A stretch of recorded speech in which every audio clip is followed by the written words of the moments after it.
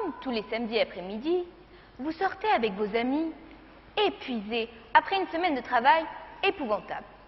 Par chance, c'est la période des soldes et les magasins débordent de promotions en tout genre, ne cessant d'attirer votre attention.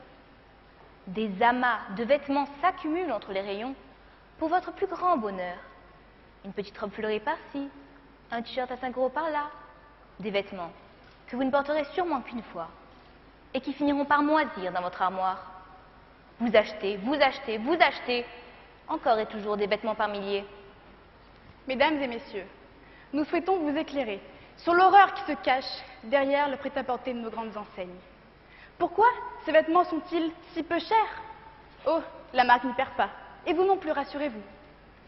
Nous nous dressons devant vous aujourd'hui pour dénoncer un système de véritable exploitation moderne que subissent quelques 250 000 jeunes filles au sein de véritables usines-prisons. Comme vous le savez sans doute, de nombreuses entreprises délocalisent leur production là où le coût de la main-d'œuvre est dérisoire. Leur choix se porte très souvent sur l'Inde, notamment au Tamil Nadu, état du sud du pays de l'Inde, qui concentre une industrie qui produit les vêtements pour l'Occident. Ce sont les groupes mondiaux que nous connaissons tous, que nous côtoyons au quotidien, comme Pimki, Decathlon, Gap, H&M, Carrefour, Kiabi, Primark et tant d'autres. Nous nous intéressons à KPR, immense groupe textile indien qui emploie 10 000 personnes et dont les 5 usines géantes illustrent parfaitement la définition de l'usine Made in India. En quoi les conditions de travail des ouvrières sont-elles inhumaines?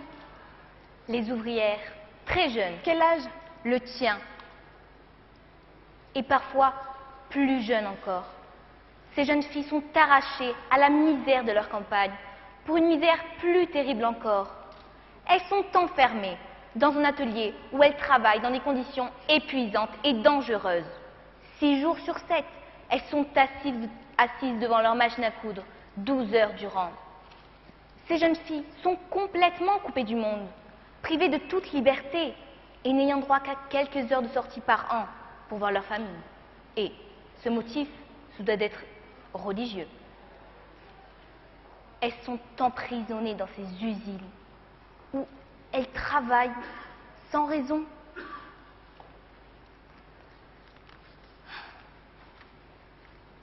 Elles sont emprisonnées et réduites à dormir à 12 dans des chambres de 10 mètres carrés, pièces vides et délabrées, où elles dorment à même le sol. Et tout ça pourquoi? Je vous le demande, tout ça pourquoi? Réaliser le rêve de toute jeune fille indienne, le mariage. En effet, pour qu'elles puissent payer leur dot, l'entreprise promet de leur verser 40 000 roupies, environ 600 €, mais à une condition, qu'elles restent dans l'usine pendant 3 ans. C'est le système Sumangali. Malheureusement, à cause des maladies, beaucoup de jeunes filles ne tiennent pas 3 ans. Alors pour elles, adieu, veaux, vaches, cochons. Faute de contrat qui garantissent leurs droits, elles ne verront jamais l'argent promis et tirent un trait définitif sur leur rêve de mariage. Et je ne parle pas de celles, 3 l'an passé, qui sont mortes de fatigue et de sous-nutrition. Pendant ce temps, grâce aux doigts de fée de ces ouvrières qui se tuent littéralement au travail, l'entreprise KPR et les goûts français qui lui passent commande prospèrent sur le dos de la dignité humaine. Mais justement, comment les patrons justifient-ils une telle exploitation? Le directeur adjoint de KPR soutient que les normes sont respectées. Il nie le fait même que le Sumangali, qui oblige les ouvrières à rester 3 ans dans l'usine, soit un travail forcé.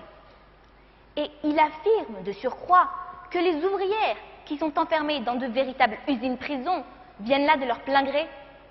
Mensonge.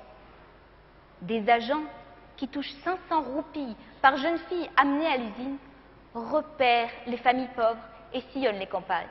Précisons, des jeunes filles beaucoup plus faciles à cloîtrer de la sorte.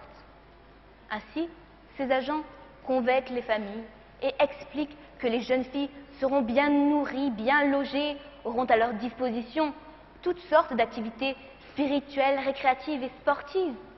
Par exemple, une piscine pour des jeunes filles qui ne savent pas nager. En bref, une expérience entre Nirvana et club de vacances.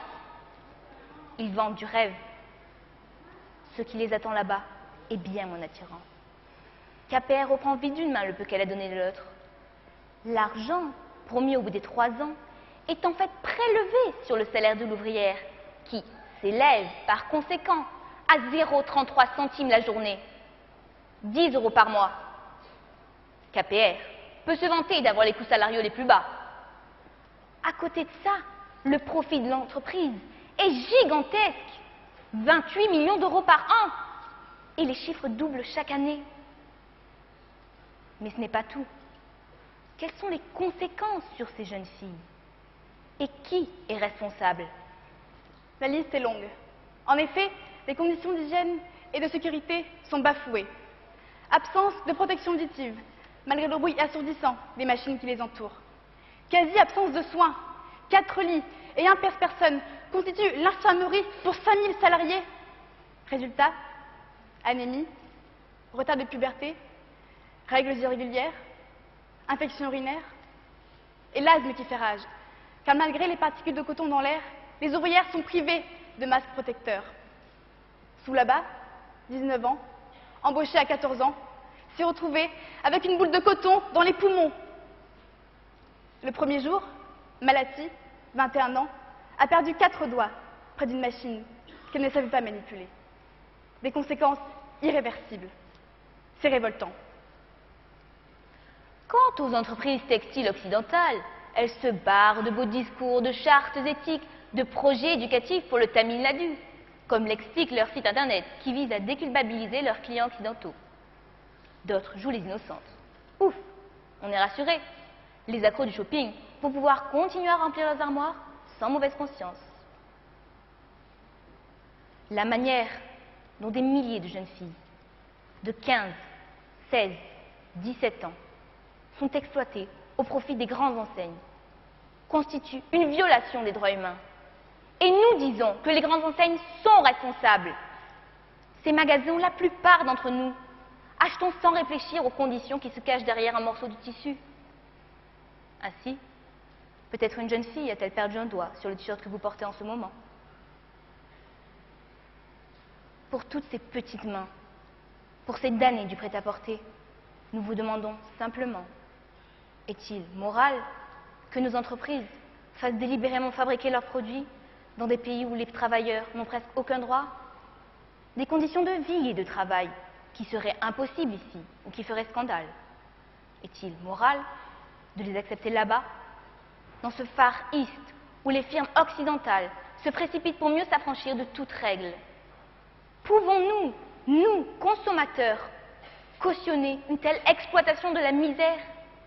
Et jusqu'à quel point sommes-nous prêts à laisser faire, laisser passer, pour quelques euros de moins?